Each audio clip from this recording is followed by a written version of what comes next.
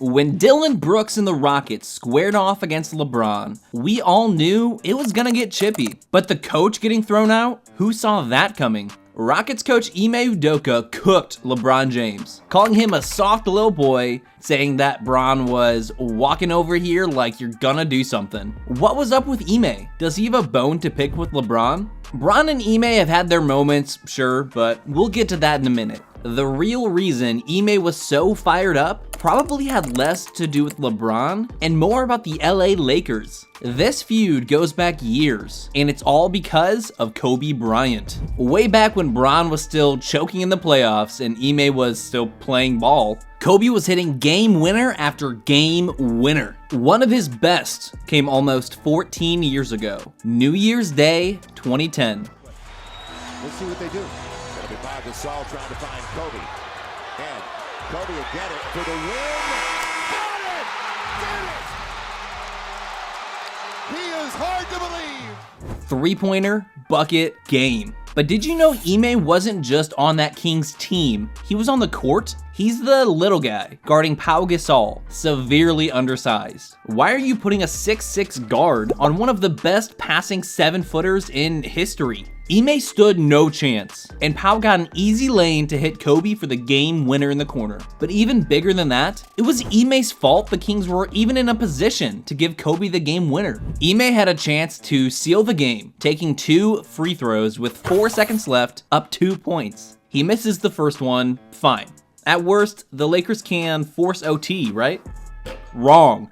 Dude misses 2 free throws with the game on the line, setting up one of Kobe's iconic game winners. For any player, that's not okay. But Ime shot 74% from the charity stripe that year. This was just a straight up choke job from a guy who's not used to playing in crunch time. That year ended with Kobe hoisting his 5th trophy, while the Kings only won 25 games. The craziest part? That spot on the floor where Kobe hit the game winner, that's exactly where Ime got into it with LeBron the other night. Coincidence? Maybe, but maybe not. Maybe it was a trigger for him. Back in the same spot from one of his worst NBA memories against his least favorite team. From a guy as competitive as Ime Udoka, we'd expect nothing less.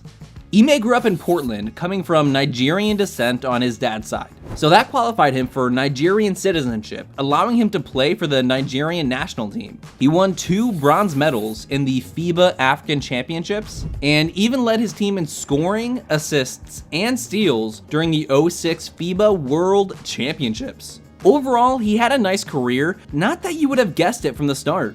After playing ball at Utah State Eastern, San Francisco, and finally Portland State, Ime declared for the 2000 NBA draft. This was, by the way, the worst draft in NBA history. That is not an overstatement. The only draft with only 3 All-Star selections. Not 3 All-Star players, 3 selections. That's a bad draft, yet Ime still went undrafted. That's not really good for confidence. But credit to him, he never gave up on his dream. He played for a few alternate ball leagues, including the Fargo Moorhead Bees in the International Basketball Association. Who knew South Dakota cared about hoops? Ime had 2 things going for him.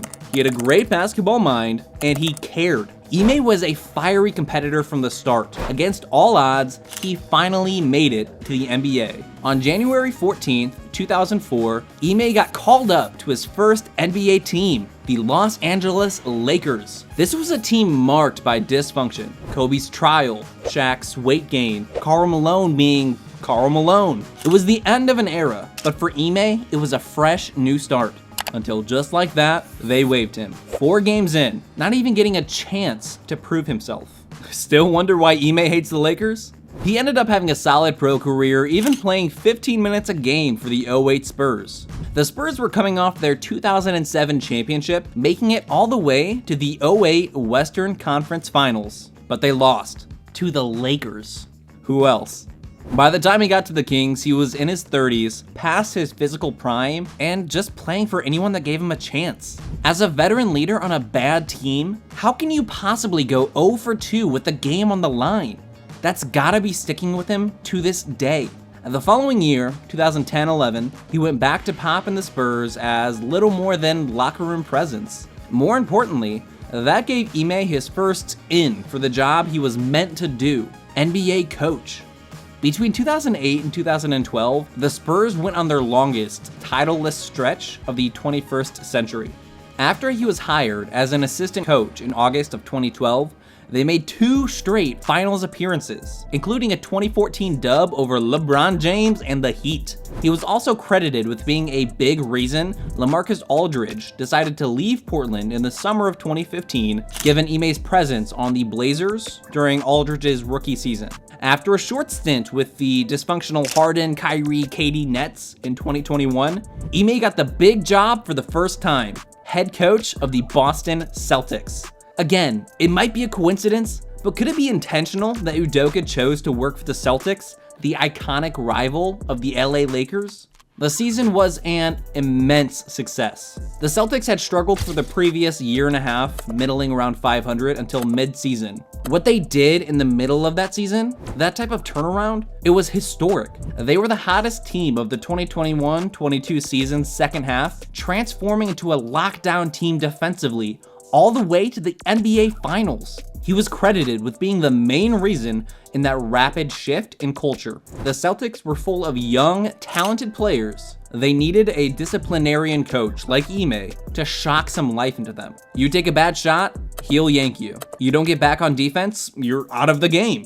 You look for a second like you aren't feeling as competitive as he is, you take a seat. So when he was fired the next season, everyone wondered what his next move would be.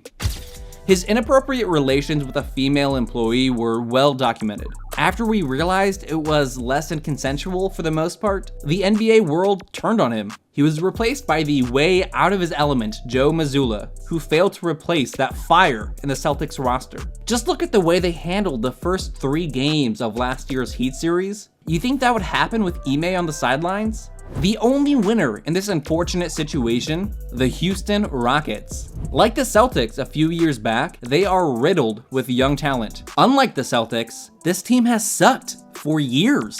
But when you have a transformative coach like Ime, whose competitive fire is infectious, it always means good things. These Rockets look playoff bound 20 games in, all because of Ime. Well, Ime and one other competitive psycho who was brought in this season, Dillon Brooks. You know, the guy who declared war on LeBron and the Lakers in last year's playoffs? Is there a better coach/role player fit in NBA history? Let us know in the comments. So what happened that set Ime off against LeBron?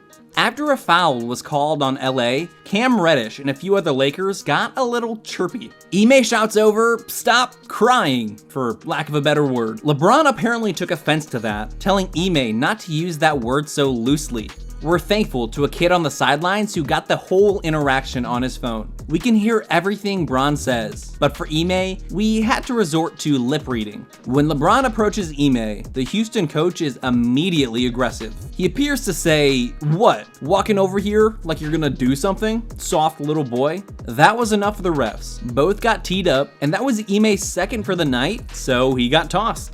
Rarely do we ever see a coach get so irrationally heated and so personal without any real prompting. Was it because he hated the Lakers so much? They cut him from his first NBA chance. Then they knocked him out of his first shot at the finals. Then he had the biggest mistake in his career during crunch time. How could you not hate the Lakers then? LeBron being the soft king is basically a cliche at this point. He was the chosen one ever since high school, declared as MJ's successor before he even played an NBA minute. But he still flops. He still challenges calls, despite always getting the benefit of the doubt from the refs. Occasionally, he gets real dramatic. For a guy like Ime Udoka, who fought for every chance he got, it's probably easy to hate the soft king. Soft little boy? That's so personal. Sounds like he was dying to say that for years. What do you think? Did Ime freak out at LeBron because it's LeBron? Or was it his hatred for the Lakers? Do you think being steps away from the place where Kobe memorably beat his team because of his mistake triggers some weird fight or flight mode in Udoka's head? Let us know in the comments, then watch how Shaq was definitely right about Wemby, but no one listened. Listen to the wrong opinion, useless NBA trivia, and garbage rankings for more NBA content.